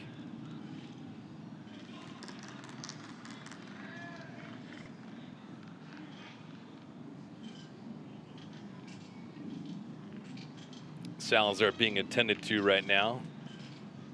While we have a brief moment, don't forget, don't miss a minute of the action in 2023, whether your club is on the road or at home. Catch nearly every second of USL Championship action on ESPN Plus, the home of USL, La Liga, Bundesliga, UFC, and much, much more. Make sure you sign up today at plus.espn.com today. We're live here at FIU Stadium in Miami, Florida with Ricky Lopez-Espin. I'm David Gascon, our entire ESPN crew. Bringing you a brand new week of USL Championship action. We've got a couple substitutions now for Birmingham. These substitutions brought to you by your superhero movers at Good Greek Moving and Storage. Moses Mensah will depart. Tyler Pasher will be coming in. Gabriel Alves as well. Pasher's one of the guys that you had marked before he came on air tonight, Ricky. He does damage. He did so with Pittsburgh a couple of years ago. Scored 10 goals in 13 contests back in 2020. So he can certainly fill it up. He's just a fantastic talent. A wicked left foot, the ability to find spaces between lines, to create his own space, beat you 1v1, combination play. He's going to have a big say. 30-plus minutes left in this match. So Pasher coming in. Well, this one played through really short, too, for McGuire as Claudio Repetto trying to get in front of that attempt. Salazar not looking comfortable, needless to say. It's just an awkward ball. If you're a back line, you never want this thing to bop around, especially inside your 6-yard box. Asadio unable to get his hips around it. You just see how dangerous the Legion are on set pieces. Yeah, Siadou so far in 8 matches plus now has not recorded a point. No goals, no assists.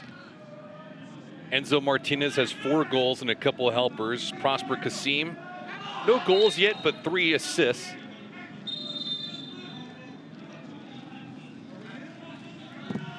Sergei Damianchuk talking right now to Claudio Repetto as we get a look at Michael Lawrence. Another substitution brought to you by your superhero movers at Good Greek Moving and Storage. Lawrence, the first one in.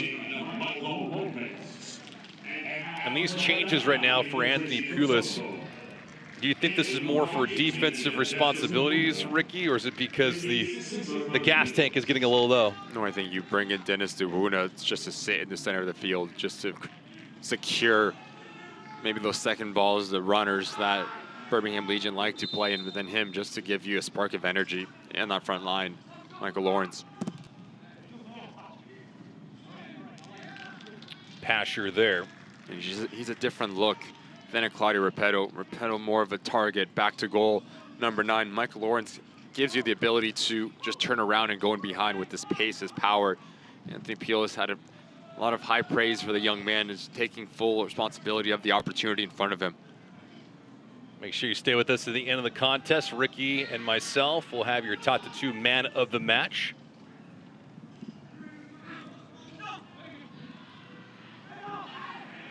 Siadu, broken up by Bolu, nicely done. Kasim, out wide. Birmingham desperate for the equalizer. They were down 2-0 in the first 16 minutes of action.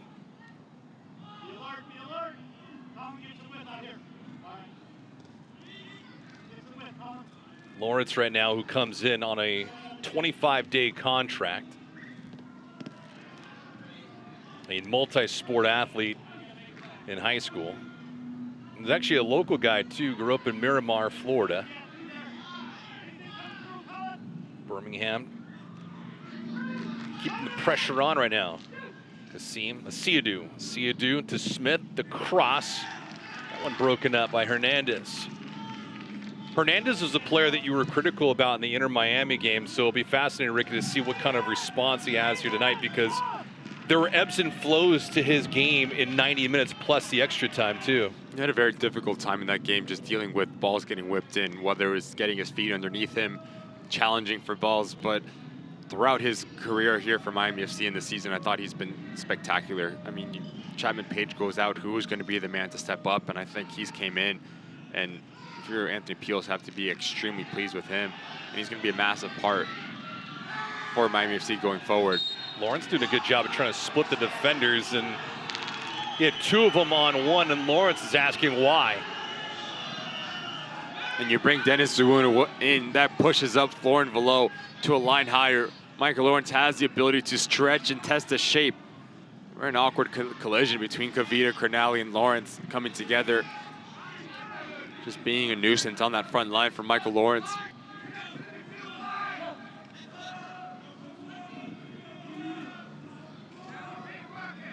Pasher. Bolu tripped on his own accord. He appears to be okay. Lawrence couldn't get to it. Here's Smith.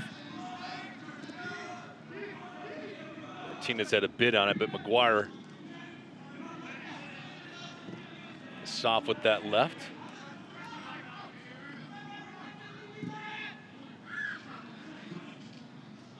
Ever since the 16th minute mark, where Miami FC, courtesy of an own goal from Max Cronali, it has taken a completely different shape to this contest. It's been all Birmingham, it feels like. Possession, shots, quality of attempts.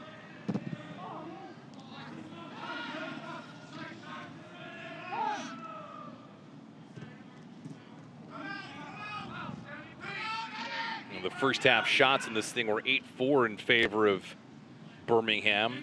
It's now 10-5.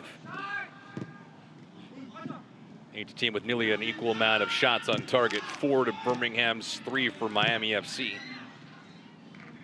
Siadu. Kasim. Segber's trying to hold service there, and McGuire just before that thing near the goal line. And Damien check. Oh, look at Paco Craig. The 6. He's curious because it's now been ruled as a corner kick.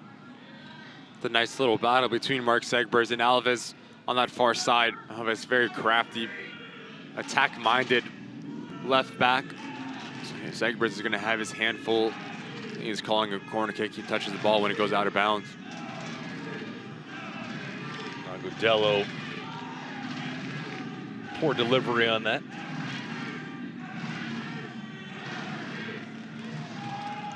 There's a terrific strike there from Sordo. Opens up the scoring.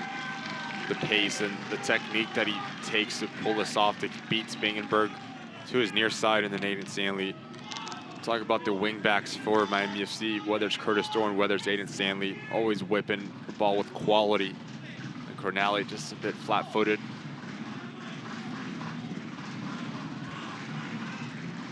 Spangenberg ditched the Great cap. touch. Now he's been clean ever since. Possession right now favoring Birmingham, 57-43. Both teams have made substitutions in the second half.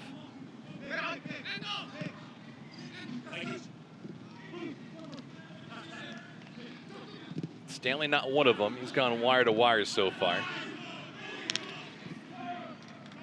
Duuna on retreat. Here's Curtis Thorne. All the way back to Jake McGuire. McGuire made 4 stops in that road trip to Oakland. Poor delivery there, and it's resulting in a turnover. Here's Pasher. Nearly a clean break for Martinez. That one chipped in on McGuire. We saw Thorne asking for the near set official's arm to go up for an offside indication. Nevertheless, that stems back from the turnover for McGuire. Yeah, he needs to be a bit cleaner with the ball at his feet. You just see how Birmingham Legion likes to swarm and try to win the ball up higher up the field. If you can bypass that press, give this young man the opportunity to run into the real estate behind Cornally and Kavita. It's something Anthony Pilos is going to see a bit more of as we approach 20+ minutes left in this match. Lawrence playing his ball at Nova Southeastern College. Played soccer, football, and basketball in Pembroke Pines. So not a long commute away from where we're at FIU Stadium. But the 23-year-old doesn't have a lot of time left in his 25-day contract, so he's trying to make the most of it, not only for the immediate, but also the long-term future. And Miami FC trying to gobble up as much quality time with him as possible. Chance here for Lawrence, using positioning against Smith. Below, chips this one with an idea, and Salazar is going to have to hustle for it, and he works hard to win it. 71st minute, Bolu. Stanley. Can hear the chatter on the pitch. Heard a lot of it from Birmingham. Velo here with an attempt to cross. That one almost found the back of the net again with an own goal from Birmingham. And now miscommunication there with Smith and Pasher. There needs to be better movement on that front line for Miami FC. Whether you are Marco Lawrence or Salazar, someone needs to get across that first post. It's a good ball in from Florian Velo, but just no one there to make that initial run to pull a player out of position. So little things for Miami FC that need to get cleaned up in that final third. Segbers to Velo. Velo, Stanley, Lawrence in the 18, Salazar around it. Duuna with some real estate here. Fake the pass, takes the shot on goal, and he scores! 71st minute magic from Dennis Duuna, his first goal of the season. Fake a pass, take a shot, and there you go, the insurance marker. It's 3-1 Miami.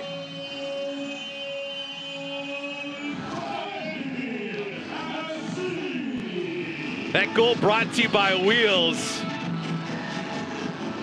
And Ricky, for Miami, not playing passive, but on their heels. And all of a sudden, the last 120 seconds, more aggression, and Dennis Duuna, the lucky recipient. Now you want someone to take the initiative. Whether it's Dennis Duuna, does fantastic. Opens up his hips and fakes the pass, like you said, David.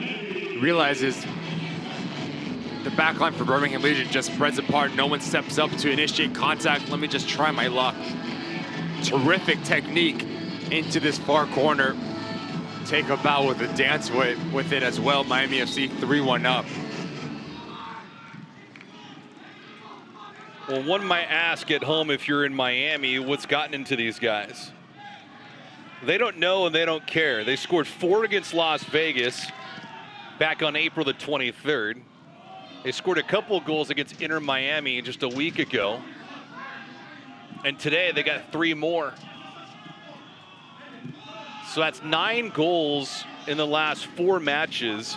And these 4 matches have been played over the last 11 days. So oddly enough, they found a good rhythm. And this goes back to the highlight from Paco Craig, Ricky, where he said, I like playing in this amount of games in this short amount of time because the rhythm and the flow that we're in. It's all about getting a rhythm, getting the confidence within the team. And there's no better confidence booster when you see the ball hit the back of the net. This man, Mikey Lopez, he's going to have something to say. The ability and the experience and the success that he's had in the USL Championship, just him and Asadu sitting right in front of that back line. Such a special player for Tommy Sohn. So Dawuna's first goal of the season is a monster one. It gives Miami FC a 2-goal cushion. And so now with that 2-goal lead, we'll see if they can build on it or at least make it stand. Pasher delivering a line drive into the wall. That one was evicted, and that header is going to go off the mark. So Mikey Lopez, Ricky, as you mentioned, now into the contest. How about this, though? For Flo Below, he picked up his 2nd assist of the season. Although he may not be scoring, it's always important to add your stat sheet, and Flo is doing that tonight. And how can you affect the game if you're not scoring goals? That's always a big question mark for attacking players. First thing that comes to mind is assists. How can I help give my teammates a good opportunity to find the back of the net, but also just a willingness to work and make runs for each other, open up space for each other. Any coach in USL Championship says, look, as number 9 attacking players, you're always going to go through ups and downs in terms of rhythm and form. But how do you affect the game when you're not putting the ball in the back of the net? That's the next best thing an attacking player can do. Well, Dennis Dawuna's first goal of the season brought to you by Wheels. Miami 3, Birmingham 1. Tripped up on the play is Lopez. Birmingham is undefeated in their last 4 contests with Miami head-to-head. In fact, when they played last year, it was to a 1-1 draw. Lamar Walker scored the game's first goal for Miami in the 32nd minute. Runapapa got the equalizer late in that affair in 69th minute. But outside of that, Birmingham has won 2, have not lost any, and also played a couple of draws to Miami.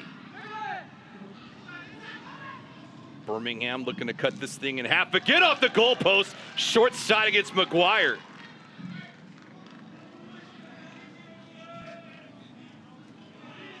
Well, they'll pull the trigger from anywhere, won't they? Just so much talent. Once you get to that final third, ability to produce magic. Kassim looks across the box, there's no one in there. I'll have a go, don't mind if I do, lays it through it. McGuire does just enough to kiss it off the post. Well, Kassim had an angle on it. But McGuire getting just enough.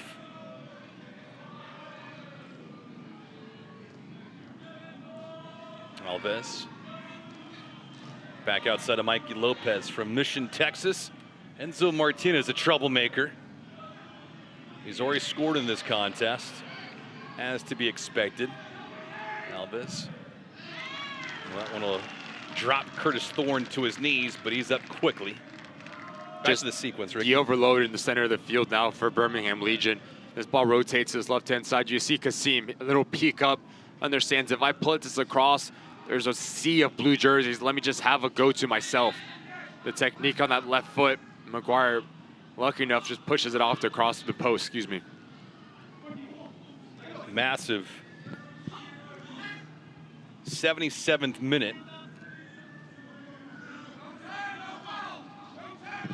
Agudelo matched up with Hernandez, giving up some sizes, Moises. This one played around and through. Martinez, some trouble. Enzo to a knee, gets up, trying to draw a foul, cannot do so. And it's terrific defending once again from Paco Craig. This cutback ball from Alves. Enzo Martinez gets on the end of it.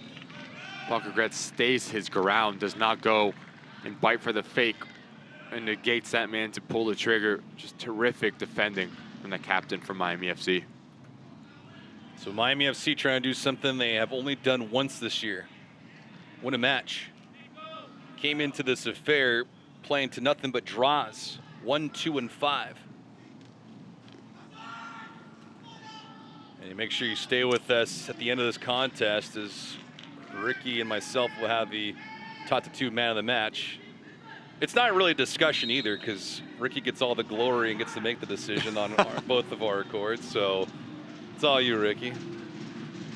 I got a couple people. I'm thinking Sorto, I'm thinking Dewuna, and I'm also thinking Jake McGuire. Those are a few of the guys. Not a bad list.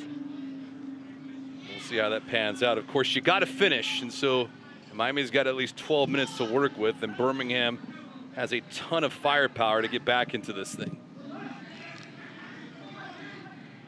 You see the ideas for the Legion now. What the players that have come onto the field, the spacing. Kasim stays high and wide. Now their passer has the freedom to come into the interior as he sees fit. But this man sits at the base of everything, Mikey Lopez. It gives Asiadu the freedom to join into a line higher, as we've seen Florian Velo now as well. So very tactical changes for both of these managers. Mikey Lopez hasn't played a lot for Birmingham this year. It's only his second appearance. Martinez has been all over the carpet tonight. He's played well in spirited fashion on this run for Alves. Played through, and Curtis Thorne again. Disruption from him.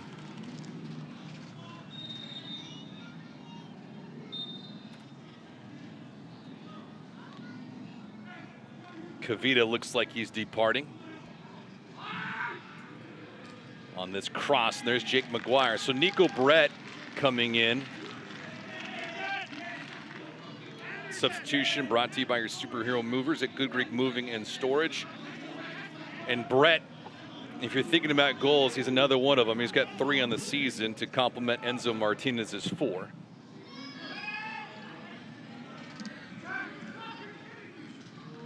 So the good news for Birmingham is he's fresh. The bad news is you don't need a goal. You need 2 of them.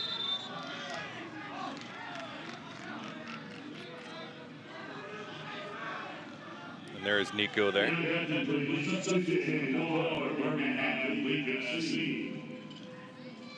Nico from Kingston, Jamaica.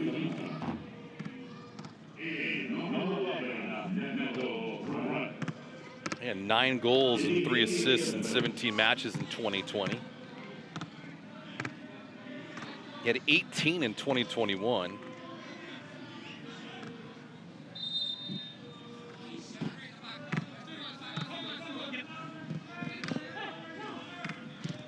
And the gaudy numbers for him, 3 goals and an assist. Oh, that one just off the mark from Lawrence. They'd love to have that thing back. And now it looks like we'll have a foul. In the 81st minute, Damian Chuck delivering an Asiadu and Flo Velo locking toes right now.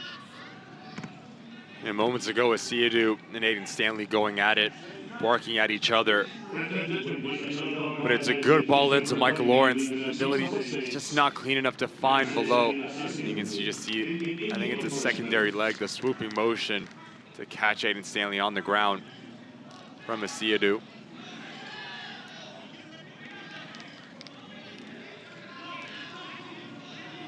Asiadu and Flo Velo getting together.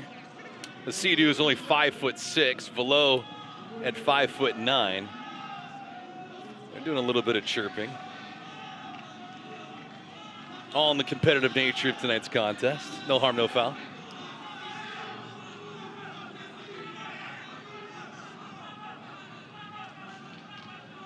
Of course, it's one of the marvels of what they call a hot microphone. You can pick some of that chatter up. Stanley appears to be okay, and so he'll play on. Let's see what Aiden does here. Not his best effort on that attempt. Dewuna, Salazar. Dewuna again tries his luck at his second, but that one's not going to find the mark.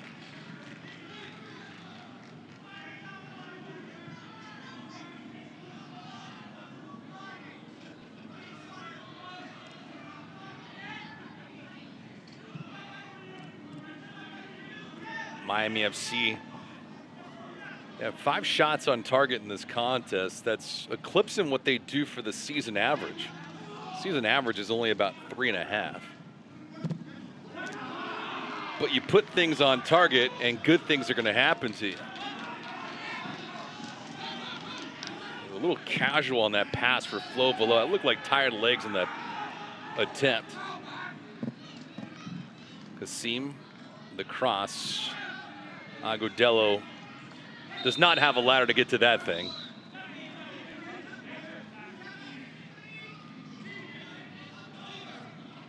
And you got multiple players down now for both Birmingham and Miami.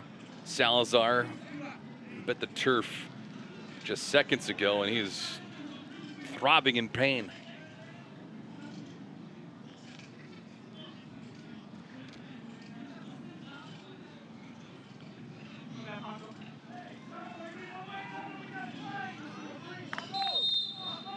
Well, don't forget, Miami is going to have about 10 days off worth of work before they get back on the pitch against Lou City on ESPN2. You see briefly with Salazar going down.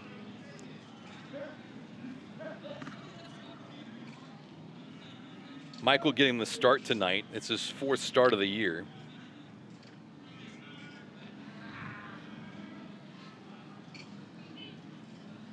Sorto, Cronale in an own goal, and Dennis Duuna, the markers for Miami FC. Enzo Martinez, the lone strike for Birmingham.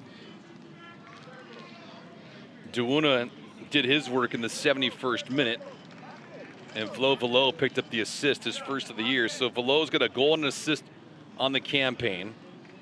Sorto with a couple of goals in the season. Paco Craig, 2 goals. Oddly enough, I don't know if that's good news or bad news. We haven't spoken a whole lot about Paco Craig's game tonight. I think if you're Anthony Pulis, that's a good thing. Yeah. You're not talking about the back line for Miami FC, but just little things here and there. We talked about moments ago, the inability or the ability not to dive in, especially inside that 18-yard box when Enzo Martinez is dancing on the ball. We look at him and Stanley Curtis Thorne, Mo Hernandez, everything has been fairly simple in that back line for Miami FC. Everything has been in front of them. Yeah. No one's really testing and going in behind to stretch that back line. And for a center back, you ask any single one around the world, they'd rather have the game in front of them than behind them. So Birmingham Legion's been extremely dangerous, but it's all been combination plays on top of that 18-yard box. Here's Salazar after grimacing a bit. Velo with a charge. Velo looking for Lawrence, and that's going to result in a corner kick. That's a rare one tonight for Miami FC. It'll be brought to you by your Volkswagen dealers of South Florida. And this is a delicate spot for Birmingham to try to get back into it. I think you have Florian Velo as a number 10 in the system. Probably feels a bit more comfortable in that final third. It always has the quality to provide that final action. Ronaldo does extremely well to sniff this one out and put it for a corner kick. Thorne doing a little groundskeeping.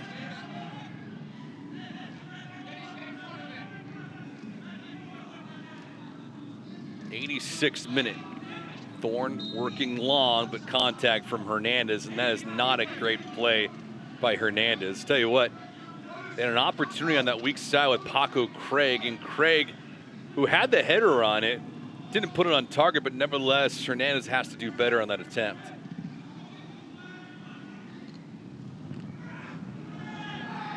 Agudelo and Paco Craig mixing it up.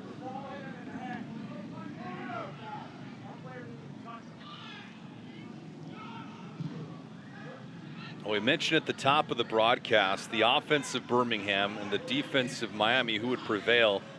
And so far, the defense has won this matchup. Just not clicking, especially once you get in and around that 18-yard box for the Legion. The quality that Tommy Sohn will expect from his boys, that they have the ability to test Maguire a bit more.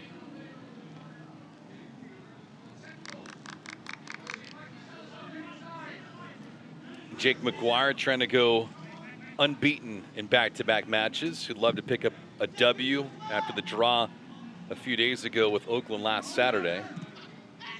Man from Pomona, California. It's funny hearing Paco Craig talk about the swing when they went to California. He said the weather, although the temperature was the same, there's no humidity. He felt like it was a breath of fresh air for them going into Northern California. Good job again by Stanley, sacrificing his body there. He's had a very solid game, Aiden Stanley. We've seen him play at the wing back position, but also the left side of the 3 center backs.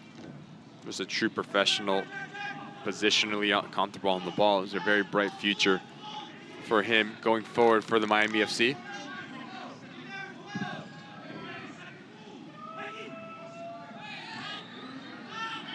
One thing Anthony Pulis mentioned to us is every match during this 11-day span has provided different looks, but they've answered every challenge as well. Lawrence from outside. Oh, he just missed the corner.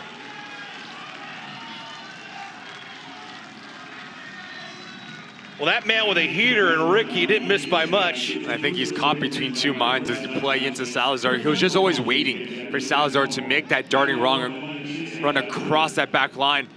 But as Salazar continues to spread wide, opens up his hips and just hits it extremely well. I'll tell you what, like you said, David, just so unlucky that ball's not maybe a yard to the left. Well, the important factor in that shot from Lawrence is that gives his teammates, not that they don't already know it, but it gives them a heads up in game situation. Get that man the ball with a little bit of real estate and he can really uncork one. He's impressed since coming into this Miami FC roster. A handful to play against, some nightmare. So energetic, so powerful, so paceful, but also has the ability to pull the trigger like we've seen from 25, 30 yards.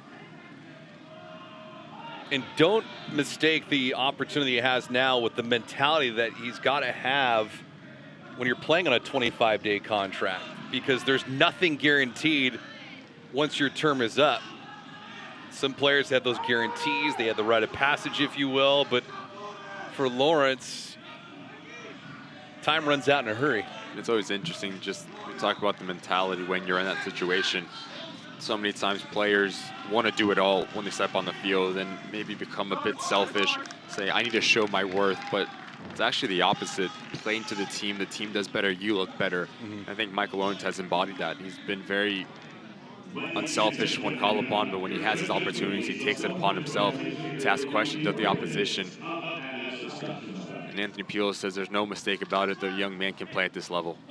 Well, the one thing that he can have on his resume is since he's joined the club against Las Vegas on April 23rd, Miami FC is undefeated. Yep.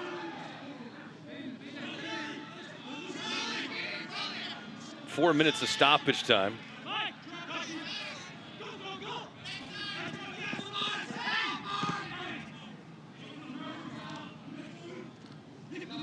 Miami beat Las Vegas. Fell in penalties to Inter Miami, but that was in US Open Cup, obviously with an MLS foe. Played to a draw with Oakland. And they're moments away from closing out the best team in the Eastern Conference. And if that doesn't get your attention, I don't know what will.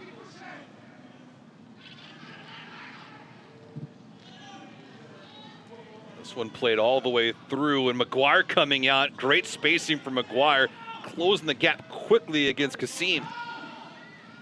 Or I beg your pardon, that was Nico Brett. Salazar here, trying to put the finishing touches on an expensive night for Birmingham. He can't do it.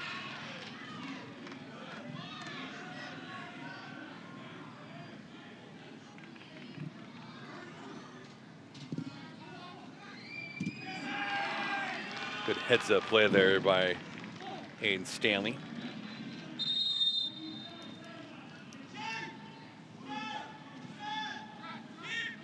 Again, after this contest, Miami FC will have a few days to just kick up the feet, relax, maybe take an ice bath or two and relax. They don't get their next opponent until the 13th, which is Lou City. Martinez.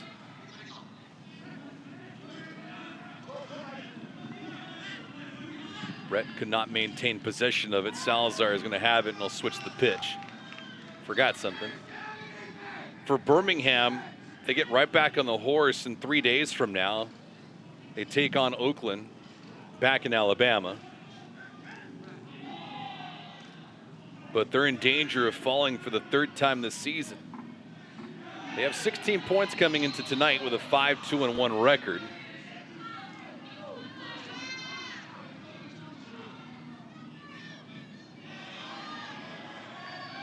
Segbers here. A great run by Mark. Shoulder tackle there as he goes down just outside the 18. Damian Chuck looking at the far side official for confirmation on where that foul occurred, and Anthony Pulis is asking maybe for another penalty.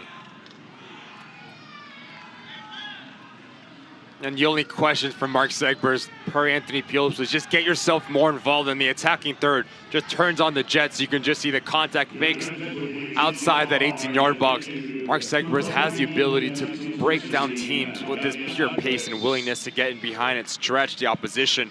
We haven't seen it as much as Miami FC and Anthony Pulis would like. There's a glimpse of it, just putting this back line on their heels. It's terrific work in the 94th minute there from Mark Segbers. And tonight for Segbers, logging 10,000 plus minutes of USL Championship action.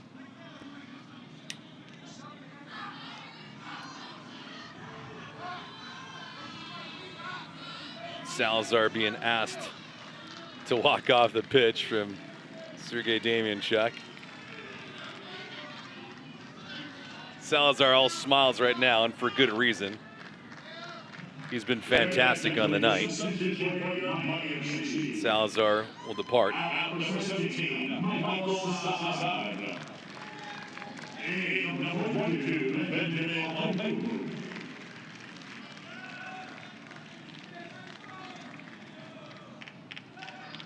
Tell you what, Salazar certainly worn it. You see the little pebbles from the turf. He went toe-to-toe with Birmingham, and he's played well.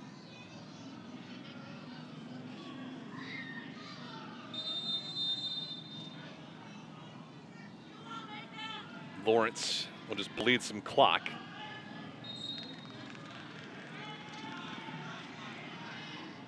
But this is impressive, make no mistake about it. Birmingham looked a little flat-footed to open up the contest, and Miami came storming out of the gate, and they were promptly rewarded with it.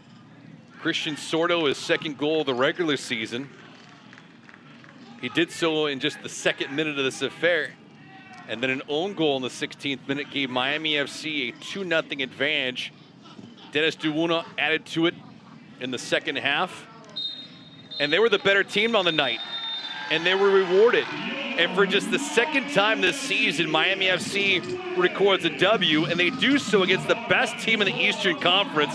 Miami FC holds serve at home. They win here tonight in convincing fashion, Ricky. 3-1's the final. And what a terrific win for Miami FC. Anthony Pulis saying, start early, scoring goals for fun at the moment, but also defensively been terrific, spot on, keeping everything compact, letting this Birmingham Legion side play around them, not through them. Anthony Pulis needs to be extremely pleased with this performance after this such amount of high volume games and such amount of short days. Anthony Pulis has to be extremely happy, the manager for Miami FC. Oh, and please enlighten us. We got our Tata 2 man of the match. Who is it going to be this evening? I mean, when you score a goal like that, it has to be Dennis Duuna. Comes in as a sub. First goal for Miami FC in Miami FC colors. Just terrific insertion from the substitution. Dennis Duuna, Tata 2's man of the match. Well, it just felt like as soon as Duuna scored that goal, the air was let out of the sails in the balloon of Birmingham. Any thoughts of a comeback bid were quickly nullified on that punch from Duuna. So his first goal of the year, and he's our Tata 2 man of the match. So Duuna with the marker, Christian Sorto with the second of the year, and Miami FC at home upsets Birmingham Legion. Ricky and I will have some post-game highlights, some stats. So we close up shop, but Miami wins it. 3-1's the final. We'll be back.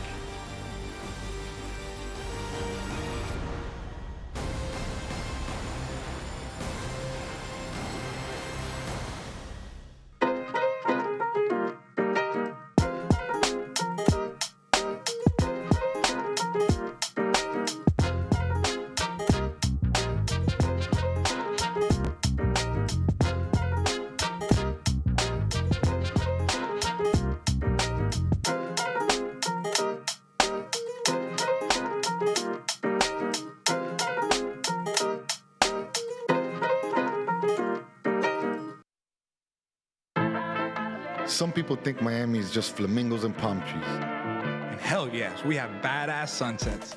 But Miami's Little Havana, Doral, Little Haiti, Hialeah, Wynwood, Coconut Grove, Kendall, Calle Ocho, Sweetwater, Homestead, cortaditos y coladas empanadas y croquetas.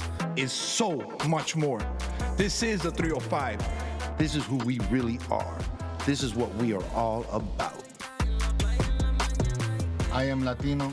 I'm a disruptor. I am LGBTQ. I am a villain. I am a mother. I am Haitian. I am an athlete. I am an activist. I am a king. I am American Dream. I am the future.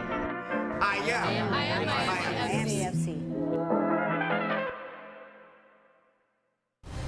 Last call here from FIU Stadium. Miami pulls off the upset tonight, beating top-ranked Birmingham Legion. 3-1 is the final score.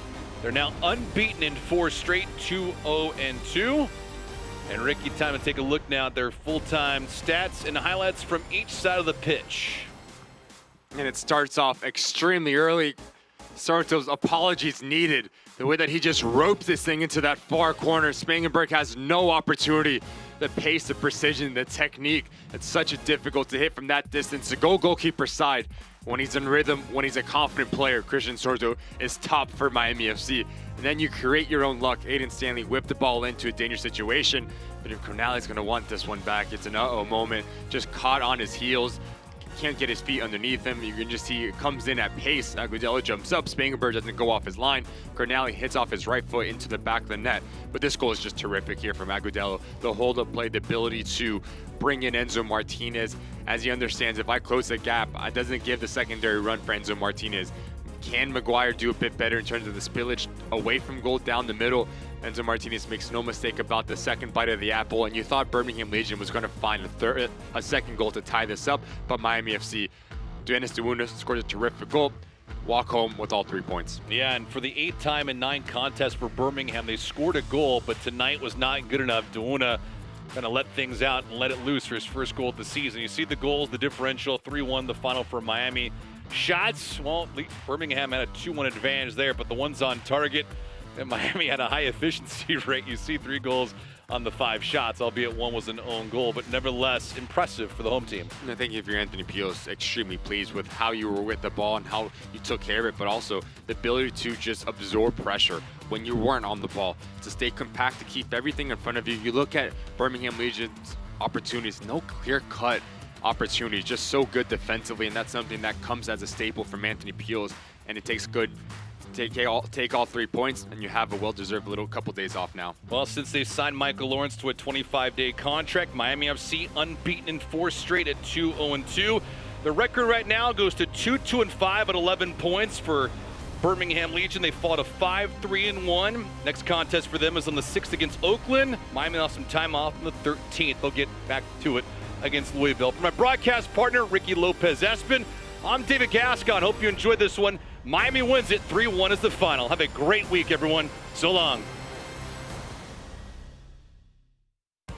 This copyrighted telecast of the United Soccer League Championship cannot be retransmitted, rebroadcast, or reproduced without the expressed written consent of the United Soccer League Championship.